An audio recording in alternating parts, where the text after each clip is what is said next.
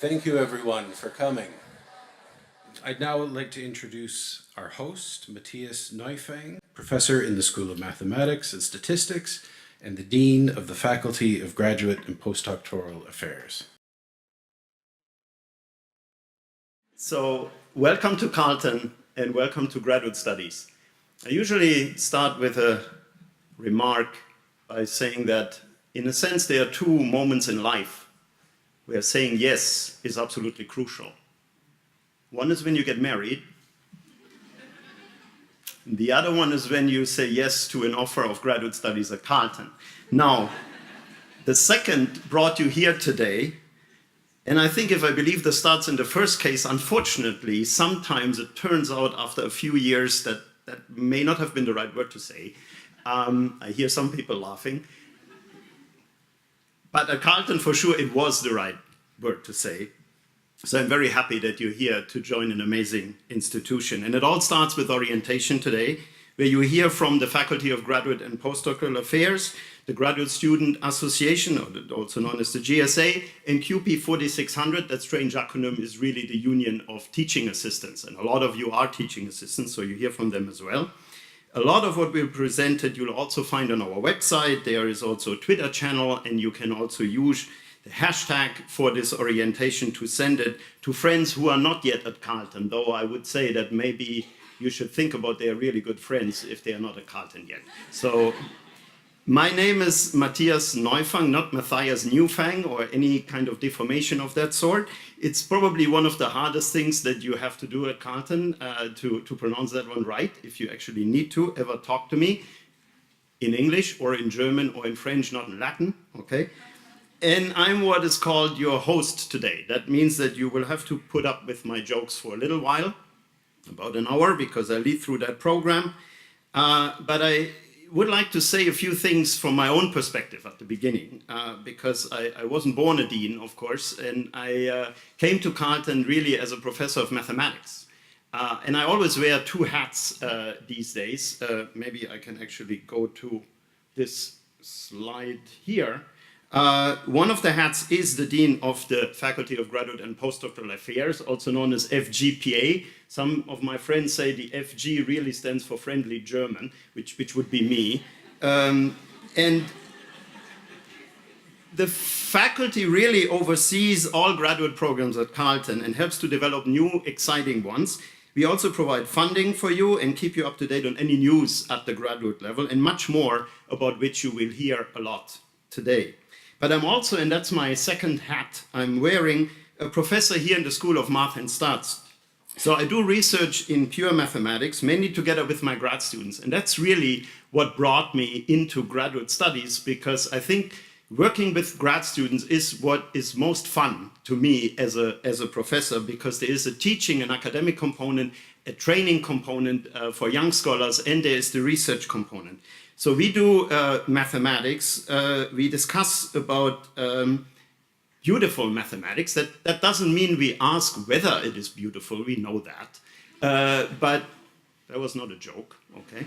So, but we discover more and more of its beautiful structure. And to me, and as I say to my students, and today I saw for the first time a new PhD student, I hope he's here, where is he? Can't see him. Okay, he promised he would be here. He's a new PhD student of mine. So we try to work on problems in pure mathematics. And to me, that area is really an art, but it's an exact art. Exact in the sense that if you try to make a statement, you need to make sure it's correct. You need to prove its correctness, because otherwise it's just deceiving beauty. And this is very difficult, and this applies to all of research, is seeking truth. And that's really the great adventure of research. And I call it an adventure because it's not easy at all. But you're also not alone on this adventure, because throughout the journey you have your supervisor by your side. And through this adventure of seeking the truth and cracking problems together, I have become friends with my graduate students. And I would say the friendships are even closer the harder the problems where we work together.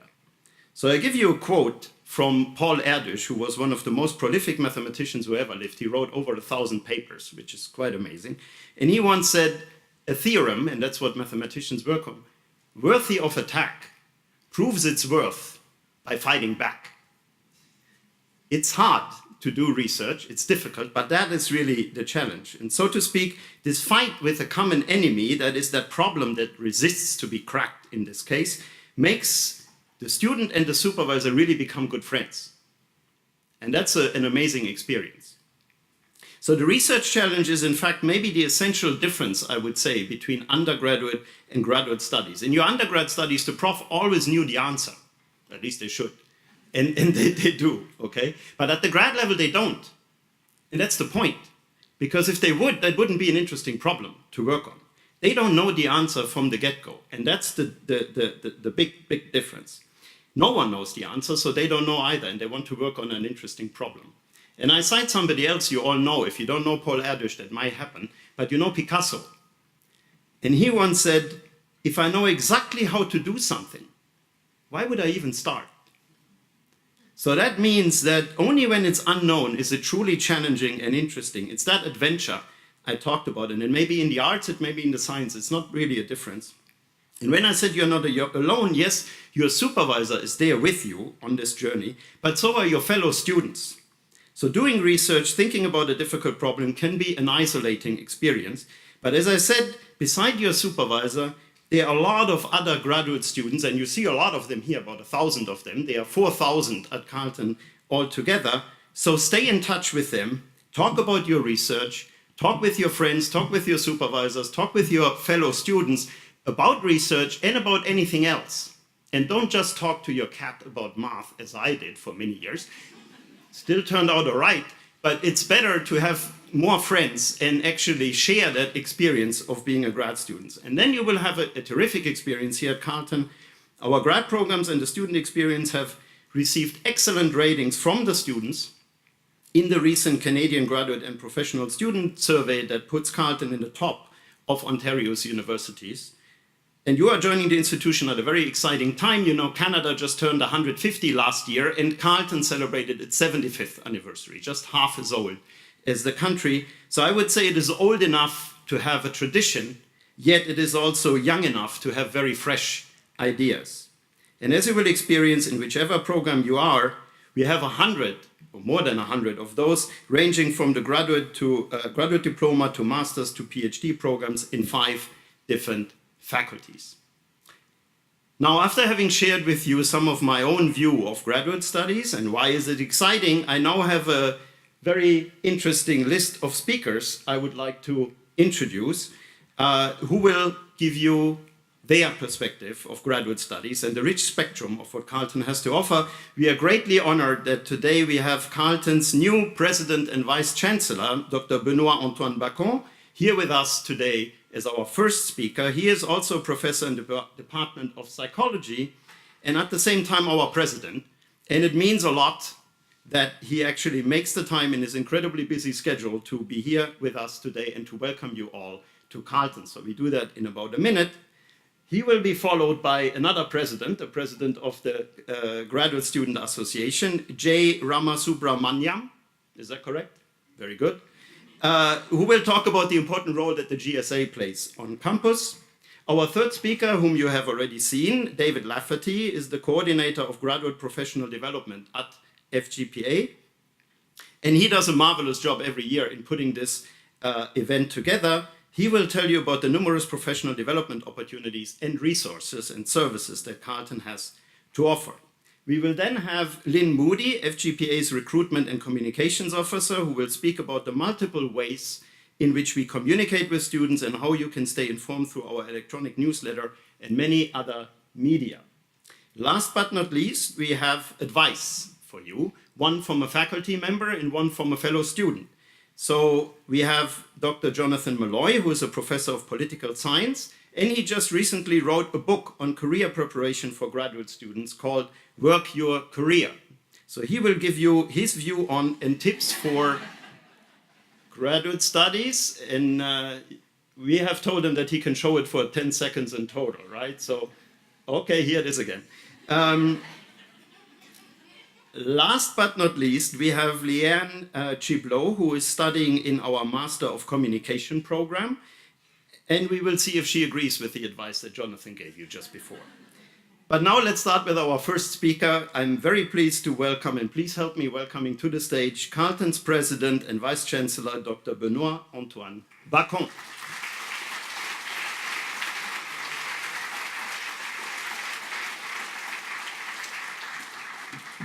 Thanks so much, Matthias. Hi, everybody. Good morning, or good afternoon now. The list of speakers is long, so I'll keep it short. I'm a professor of psychology. I'm a researcher in neuroscience. I'm now currently the president at Carleton. It's funny how life goes. When I finished my first degree in psychology, I wasn't sure what to do, so I approached a professor that I really admired, and I said, I'm not sure what I want to do. Be grateful for your advice. And he looked at me and he said, do you think you can play in the NHL? Is what he said. I said, I don't think so. I'm not even in particularly good shape. I can't skate well. So he said, okay. Do you think you can be a rock star? I said, no, I don't think I can be a rock star. He said, well then, believe me, the best life, if you can't play in the NHL and if you can't be a rock star, is to go to grad studies. And if you're lucky, work in a university, and he was absolutely right. It's a wonderful, blessed life, and congratulations, all of you, for choosing that path, for being accepted to Carleton, and for joining us today. It's a real honor to meet you all. I want to say welcome. I want to say thank you. Welcome to this orientation. Thank you for being here. Welcome to Carleton. This is a great and welcoming place. There's 25,000 universities in the world. Not many people know that. 100 universities in Canada, and you chose Carleton. That's a brilliant choice, and that means a lot to me that you made that choice. And we chose you too. We chose you because we think that you bring a lot to our programs, to our departments, and to our research. Such a big part of our research. Just for my information, who's from Ottawa? Lots of people from the hometown. Welcome people from Ottawa. From Ontario, but not Ottawa? Outside of... Welcome. You made a brilliant choice. Beautiful city. Go running by the canal. It's a lovely thing to do. Rest of Canada, but not Ontario. Wow. From coast to coast. Great to have you here. International students. Welcome. And thank you for choosing Carleton. It's great to have everybody. So you might know that I'm fairly new too. I'm 2 months on the job, started 1st of July. I chose Carleton too, the same way that you did. And that's a bond that we'll have throughout your time here. We came at the same time. I picked a place that I thought was in line with my values. First and foremost, a place that cared about innovation and research that matters, impact, making the world a better place through research, and you're a big part of that as our graduate students. A place that supports students very, very powerfully and very carefully, including graduate students, a place with a real sense of community, and that's really what I've found here, and a national university, a big university, 30,000 students, over 4,000 of them graduate students in a city that matters, the national capital, Ottawa. So you're joining us at a really exciting time. We're continuing to grow, to expand our research, to expand our campus too. We have 3 brand new buildings coming up, health sciences, already essentially operational. The Arise building will open this year, and then the new business building, the Nickel building for business students, very exciting. Within a couple of years, we'll get to inaugurate the brand new building. So super exciting time to come here. So 3 quick things before I go. One, research doesn't have to be a lonely thing. Quite the contrary. I think it should be something that's very collaborative, something that gives you a chance to explore, to share, to connect with everybody on campus. So please make sure that you reach out. Take advantage of all the resources that we have, including Matthias and his team at the Faculty of Graduate and Postdoctoral Affairs. And finally, the Graduate Student Association is a fantastic organization. You'll learn more from Jay in a second. Make sure you connect with Jay and his people, and they'll help you out. So I think I'll stop here. I wanted to be here to welcome you. It's such a pleasure to see you all on campus. I wish you all great studies here at Carleton and wonderful careers in our world. Thank you so much for being here with us, and have a great day.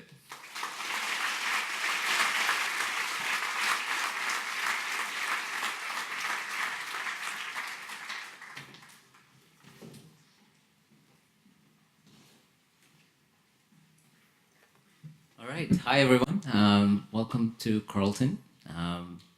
Before I talk about the GSA, I just want to acknowledge Sharp and their message. Thank you so much for being here. It's also a privilege for me to share the stage with them, and also as a visitor to Canada. So I'm Jay Ramasubramaniam. Good luck spelling my last name. I'll buy anyone who has a longer last name than mine a coffee. Anyway, I'm a fourth-year PhD student in the Department of Law and Legal Studies and the Institute of Political Economy. So I've been here for quite some time. So I was there exactly at that spot up there about 3 years ago. So it's good to be back in a different capacity. So I'm not going to take too much of your time, and I think I've had the pleasure of meeting a lot of you in smaller orientations, in departmental talks, and probably even one-on-one. So I'm not going to take too much of your time. So I'm just going to do a very quick run-up of what the GSA is. The Graduate Students Association, you're all a part of it. Each and every one of you is a member of the GSA. So please take advantage of the services that we have to offer. Okay, we have a table just outside this lecture hall. We have a whole lot of swag and information to give out. So please come and see us.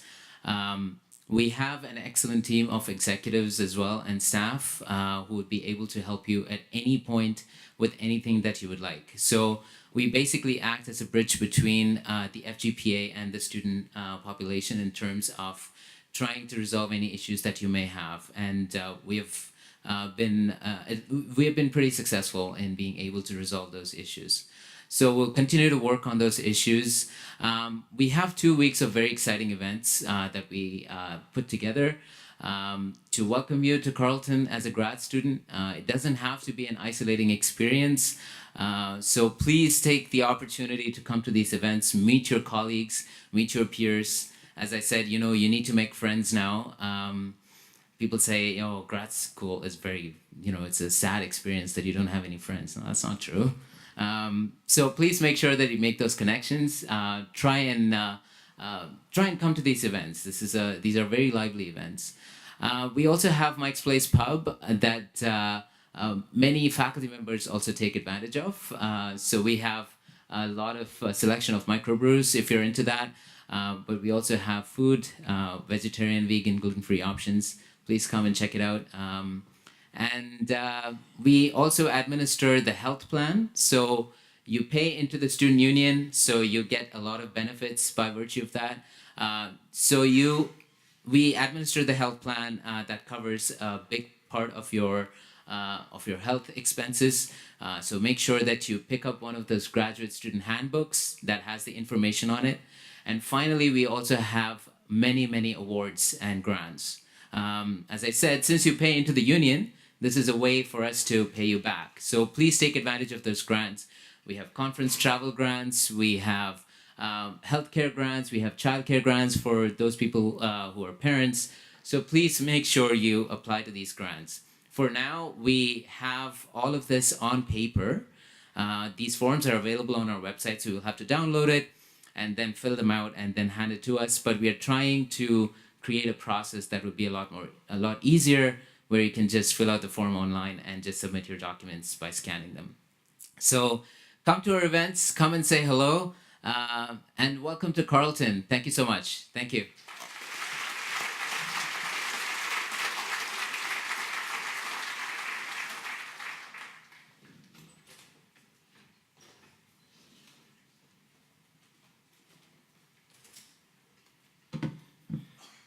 Thanks so much, Jay. I'm going to move these forward a little bit. There we go. All right. Well, welcome to Graduate School at Carleton. I'm David Lafferty, Coordinator of Graduate Professional Development. Part of my job is organizing our orientations. So I'm the sweaty guy who keeps running around up and down the aisles here.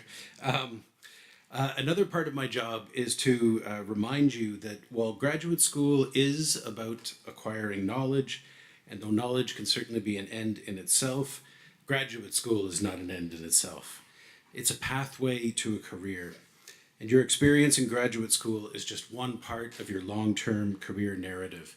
If you can create a clear and realistic image of where you want to end up working after grad school, it'll give you a sense of direction and will provide extra purpose in your work. Your career goals likely will change, but it's important to start thinking about them, even when you're just starting out. The best place to start looking for information on graduate professional development is our website at carleton.ca/gradpd. We offer a regular schedule of in-person workshops, online workshops, writing support services for those working on theses or dissertations. At some point, you might even want to try competing in the 3-minute thesis contest, in which graduate students compete to present their research in 3 minutes or less. But for right now, your most important source of info will probably be Grad Navigate, which is on our website at carleton.ca/gradpd. Grad Navigate is a suite of workshops offered by various offices and services on campus. These workshops address different aspects of professional development, and they're open to all graduate students. If, however, you're working as a TA during the term in which you take a workshop that's advertised through Grad Navigate, these workshops can count towards your 5 hours per year of paid pedagogical training. The range of workshops that we offer is always evolving. Just as an example of some that are coming up, on September 19th, we're holding a really interesting and unique 2-hour workshop on memory training for professional development with a special guest, James White, mind reader. James White has really incredible powers of memory, which he uses in his stage shows as a mentalist. He's not a psychic, and he admits that he has no supernatural powers, although it's easy to think that he does. He's worked with doctors and lawyers and detectives to help them develop their memory, and he's willing to share some of his secrets. So registration is free for that, but it's very limited, so I recommend signing up as early as possible. Another example, on October 24th, you can take part in a full-day workshop from MyTax on career professionalism. MyTax is an organization that promotes professional development among grad students in Canada, and it provides really excellent 1 or 2 day long intensive workshops with experts in the field. These are people from industry with a lot of experience. You can also take MyTax workshops at the University of Ottawa or anywhere else in Canada now where MyTax offers workshops. And any of these can count towards your paid pedagogical training hours if you let me know that you've attended the workshop. The last one, careers outside of academy, might be especially of interest for PhDs. This is a 3-hour session on something that is really essential for every PhD student to consider. And before I end, I did want to mention that one of our, Matthias already mentioned this, but one of our faculty members, Dr. Jonathan Malloy, who will be speaking to you momentarily, recently published a book on the PhD experience called Work Your Career, Get What You Want from Your Social Sciences or Humanities PhD, co-written with Dr. Lolene Berdahl. And it's really one of the best books that I've read on the subject, and I recommend it to everyone. I think it can make your grad school experience easier and more fruitful. It's available on Amazon.ca, and there is a Kindle edition. And I can assure you that I'm not working on commission for Dr. Malloy. I really like the book, and I think everyone should give it a look at least. So I encourage you to go to carleton.ca/gradpd and take advantage of all of Carleton's resources and take control of your career path as you move forward in graduate school. Have a great year. Thanks.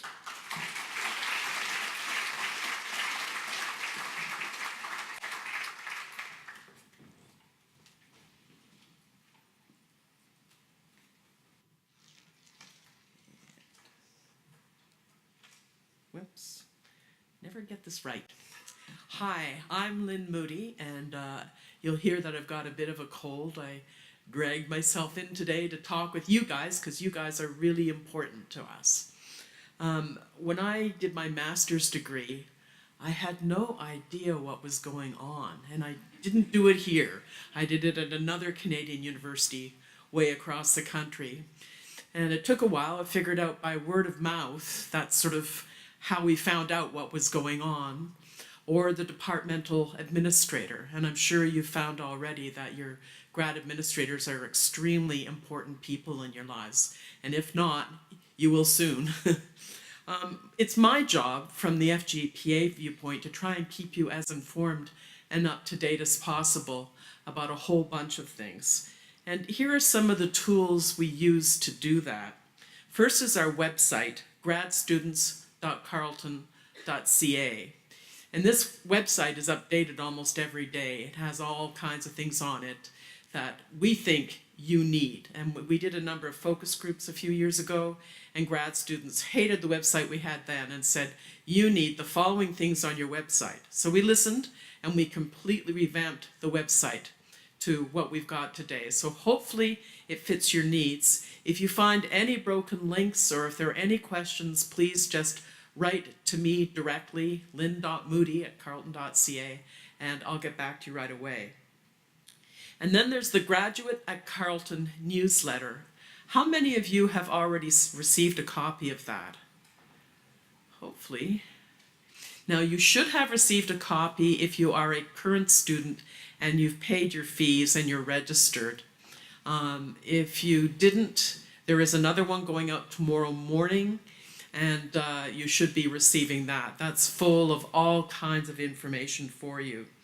It comes out twice a month on the first and the third Wednesday of almost every month of the year. My best advice to you is please read it, because it's got all kinds of important information in it that you don't want to miss, including like academic deadlines. When do you need to apply, what date or deadline to graduate? When do you need to get your thesis to your supervisor? All kinds of things. And so you can just, it's designed so that you can just run your finger right down, and the things that are of interest to you, you can click on them, and other stuff you don't have to. We have a Twitter account, as Matthias said, and it's at CU Grad Studies. We tweet out about 2 to 5 times a day. We're always looking for good things to retweet and keep you in the know. So do sign up if you haven't already subscribed. And we also have a YouTube channel, and we have about 160 videos on that. A number of them are the 3MT, 3-minute thesis videos, and I strongly encourage you to come into that competition. It's loads of fun. We actually train you to talk about how to talk about your research to the general public rather than academies. Now, what are we actually talking to you about? Well, I mentioned important dates and deadlines. And in the newsletter, there is a whole important dates and deadlines section. And again, it's just set out by date, and you can follow along and see what's coming up next. Grad student research. We found when we did a survey a few years back that grad students in their own department had no idea about what even some of their own colleagues were doing, let alone peers in other departments. So we thought it was important to start sharing stories about grad student research, and we've now shared probably about 300. And it is amazing, the research that is going on at Carleton at the graduate level. I just finished doing a story on cyborgs and the legal aspects of cyborgs. I'd never even thought about it before, but it'll be posted on our website tomorrow and will be in an upcoming newsletter. But we've had people talking about their research on pain, on toxic workplaces, the Atlas and Snow Lab experiments in physics, sensor research, big data, you name it. I mean, it just goes right across the board. And I had no idea until I started this job just how much was going on and how intriguing it was. So it's been a real treat to interview students about their research. And we talk about services that are available to grad students. That information is also available on our website. We talk about students who have won very prestigious awards like Fulbrights or Vanniers. And these are guys that are raking in the dough, so to speak, like $40,000 or so a year to go elsewhere and do their research. So do take a look at that. We also promote professional development. And like David, I feel this is so important. I remember when I graduated with my master's degree thinking, okay, what am I going to do now? And I'm sure a lot of you will have that same question. But what this does, it sets you up in advance to figure out the answer to that question. So when you graduate, you're going to say, I know what I'm going to do. And there is a great career services office here too. So there are some very important tips to succeeding as a grad student at Carleton. And to that end, I'm going to hand it over to Jonathan Malloy, and he's going to talk about his book.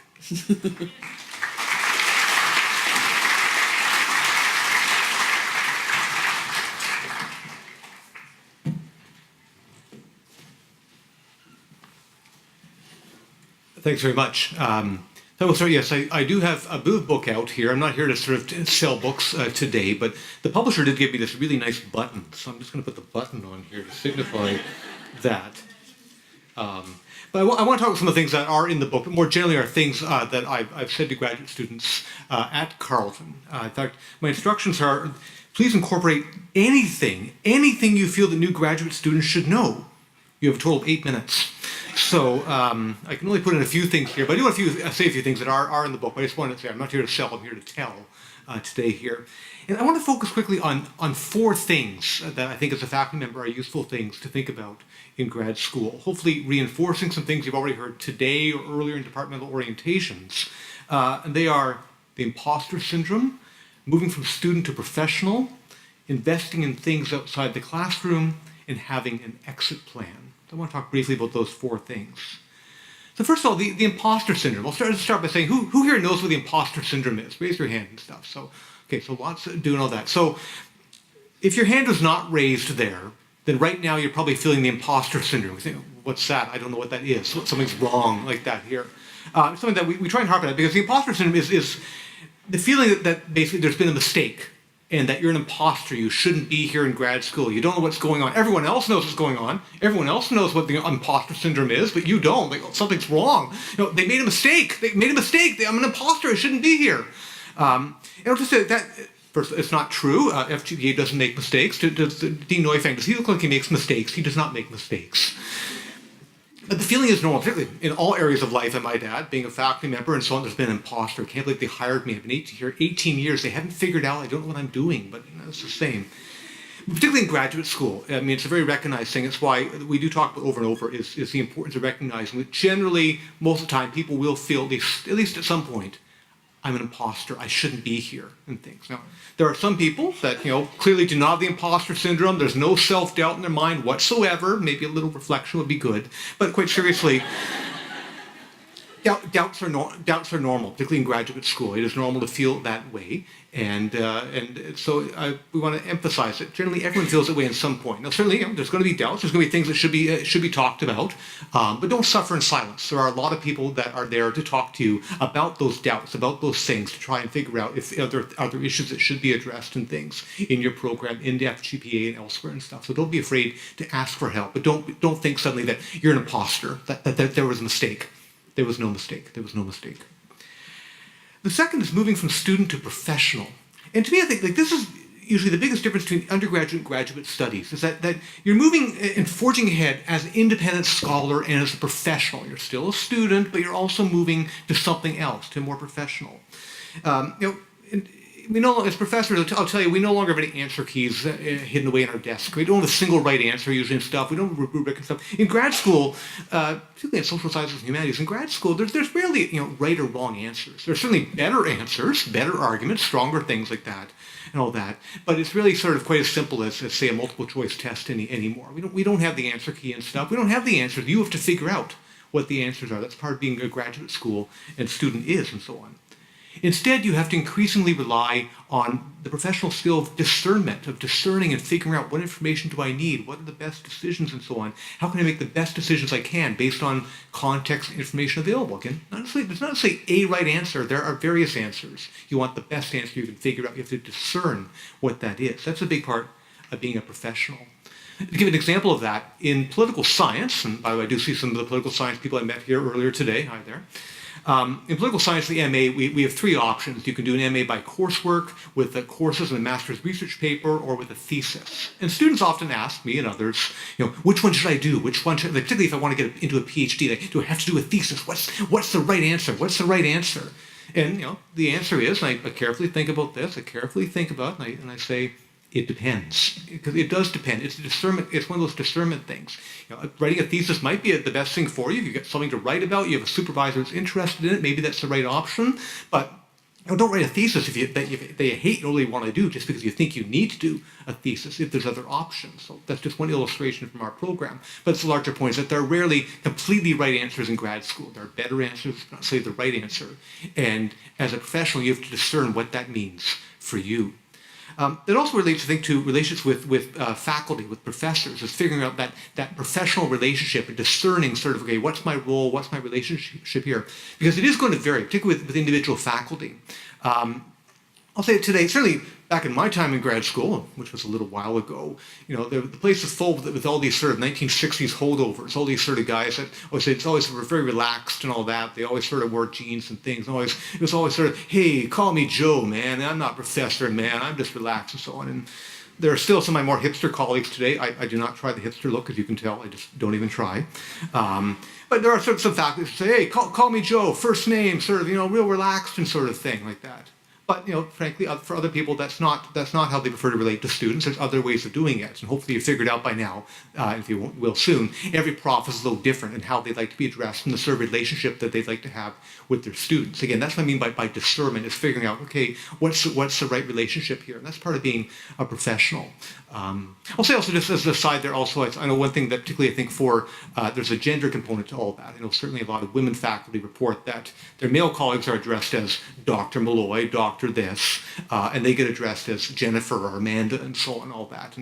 They are doctors too, they are professionals. I'll just signify, I'm certainly aware of a gender element there. I think also some racialized elements there as well in terms of how people approach their professors. So in this case, the default is always to address them by their professional name and so on, all that. But there's discernment. That's what I mean. You're moving from student to professional. You've got to figure out what's the correct answer here. What's the role here? The third thing is investing in things outside the classroom. People talked a little bit about this already and stuff like that. But I would say I was chair of my department for 6 years. And one thing I constantly tried to do was to get more turnout by graduate students to our departmental talks and events. Students, they would come to talks and events that were very strictly in their exact area. They'd come to that, but to nothing else and so on. And a lot of people generally see grad school just solely in terms of the classes. And I realize the courses are pretty important. I realize why and so on. But there's so much more that's going on. And I realize, again, classes are demanding because people have a lot of things going on in life. You may be working off campus. You may have family, you have childcare responsibilities. I realize there's a lot of demands on your time, by sure, and so on. But grad school is about intellectual life. It's about things beyond the classroom, beyond what's on the test, and so on. It's about figuring out how can I sort of engage and build intellectual community with others beyond simply my own narrow interests. And so again, when I was in graduate school, I have to say I went to a lot of talks about things where I didn't really know much what was going on. I was like Lynn Moody. I didn't know what was going on. I mean, I really didn't know what was going on. But I would go to talks and things, and I would learn more because at the end I certainly learned more than I did before and so on. And I do encourage grad students, don't just go to things that are exactly your interest. Broaden out. Figure out a system for using your time to invest it in additional things. In investing, not everything always pays off, but on balance, it's going to do so. So figure out things outside the classroom. Engage in that broader intellectual community and so on. And the fourth and last thing is to have an exit plan from grad school. And I realize this is day one of grad school. It's not really time to start, okay, think about how you're leaving and stuff there, like that. And many people, of course, enter grad school because, to be frank, they aren't exactly sure what they want to do with their lives. That was certainly how I started in grad school. I did not know what I wanted to do. Therefore, I went and did a master's degree. And so I know that most people, you're thinking, sure, you may have options and all that here, but my point here is that now's the time to start to develop an exit plan from grad school. And that doesn't mean knowing exactly what job you want or exactly what you want to do after grad school. In fact, I think it's best not to be too laser focused.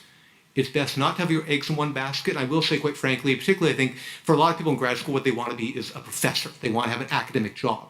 And that's great. That's very, very worthy and so on. I would say also that, to be frank, it's a rocky road and things. Something our book talks about a lot is the fact that it can be very competitive in that way. So it's best not to be too laser focused on one option, but it's best to be thinking about various options, developing a plan for possibilities and things after grad school. And so for me, when I say build an exit plan, what I mean is not so much necessarily, this is where I'm going to end up. Absolutely, I've got the one plan, but more about building the skills and the competencies and the networks for the long term to figure out maybe what you want to do after grad school, to build those things, build test options, etc., build your networks, etc., that's going on. And the route to do is, as you've heard repeatedly, and you'll keep hearing because we think it's very important, is particularly the professional development program that's out there. So Lynn and David talked a lot about those things already and stuff there. So I would say again, to look to your program, look to FTPA, look to the Grad Navigate website and other sources out there. Again, to build particularly those things outside the classroom, professional skills, competencies, mindfulness apparently. It's not mindfulness, it's something different there that they were talking about there. But the idea is that, build those things, and that's your exit plan. Not necessarily this is what I'm absolutely going to do after grad school, but more about think about those options and opportunities and networks and competencies and so on. Build those up in addition to your classroom studies and things. To me, that's what an exit plan really is. It's possibilities after grad school, not just one, but various possibilities there. So again, that's all I really wanted to say today. One was the imposter syndrome, which you all know about now, the imposter syndrome. Second, moving from student to professional and the importance of learning to discern, figure out there's not necessarily one right answer. There are various, some are better answers. Investing in things outside the classroom. And fourth, having an exit plan, a broad exit plan for what to do. But this is still day one of grad school, so welcome and thanks very much. Hello, Annie. First days are always exciting, aren't they? I have a daughter who started her first day of school today, so naturally, she wakes up at 5:30 a.m., jumps on my bed, and yells, "It's the first day of school, I'm so excited!" So I hope you guys woke up with the same amount of excitement as she did, although hopefully not as early. My name is Leanne, and I'm Anishinaabe from Serpent River First Nation. When I first got the email from David to provide a little speech for Orientation Day, I was hesitant since I don't normally say yes to these types of opportunities. Although my MA is in communications, communicating to large audiences is definitely not my favorite. But I said, yeah, sure, I'll step out of my comfort zone and give it a shot.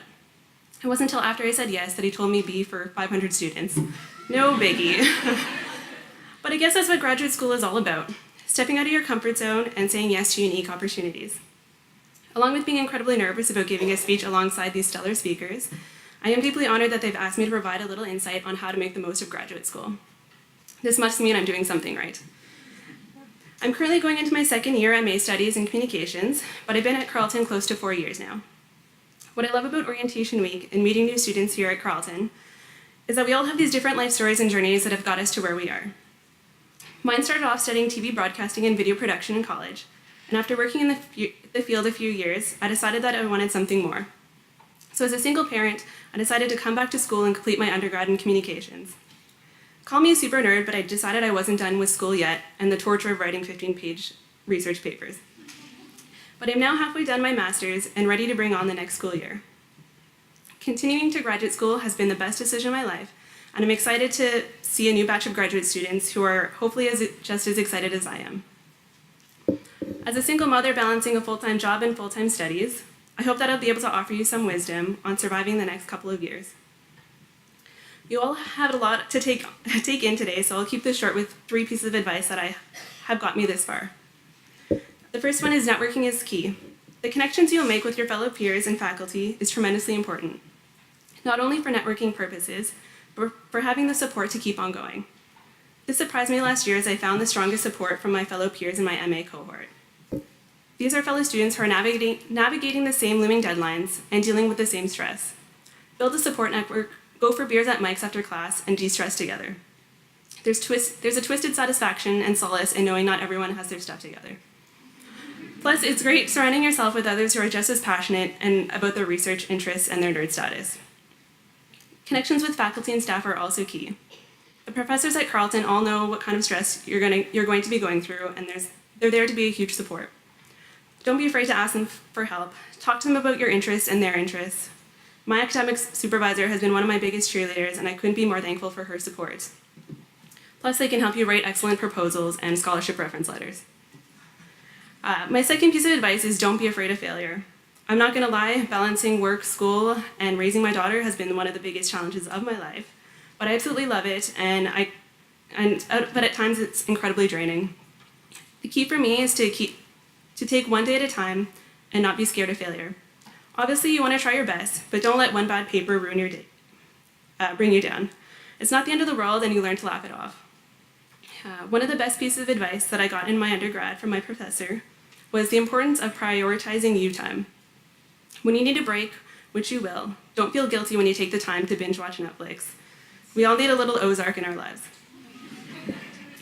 Your sanity is important, so make sure you schedule you time in your calendar. Stay on top of your readings, but also make sure to read something enjoyable as well. My last piece of advice is to make your research meaningful. If you're going to take away anything from my rambling, I hope that this is it. I think the best thing you can do to make the most of graduate school is to find a way to combine your passion with your research. For me, my research explores traditional oral storytelling as an important part of Indigenous history, culture, and ways of life. I'll be examining creation stories and Anishinaabeg storytelling to explore theory as they relate to communication, decolonization, and Indigenous resurgence. This is something that I'm absolutely passionate about and makes getting down to the grind that much more enjoyable. My research is my way of giving back to the community and keeping that Indigenous resurgence and revitalization alive through academia. And if you don't know what you want to focus on yet, that's fine too. It took me a while to figure it all out, but once I tapped into that passion, it really took off. We're all brilliant people, so let's make a difference in any way we can. So I said this was going to be short and sweet, and I hope I was able to provide you with a little insight on making the most of graduate school. Just to reiterate, really make the effort to attend special guest lectures and networking events, make connections, say yes to opportunities, be passionate, and I wish you all the best on your journey here at Carleton. Thank you.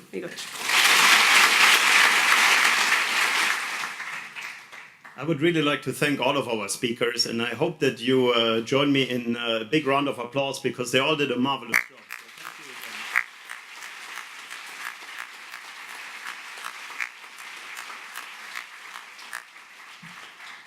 again. Now, you may think that's it for orientation because what could possibly top this? But we are not done yet because there is more, so stay with us. In this room, in about 10-15 minutes, we also have TA orientation. So for those of you who are new TAs, please stay. You can take a short break, but please come back. The other piece I should mention, and that's very important for all of you, is that you should all come to the grad orientation barbecue. That is actually brought to you by the GSA, by QP 4600, and of course FGPA. And what you can do there is eat what even would qualify almost from German standards as sausages. I have that debate every year, but anyway. So you'll see for yourself if you like it. I hope you come and join. It starts at 3 and it will go to 6 o'clock. So I hope I'll see you there. And other than that, I can just say thank you again for choosing Carleton and welcome to Carleton. It's great to have you. Thanks.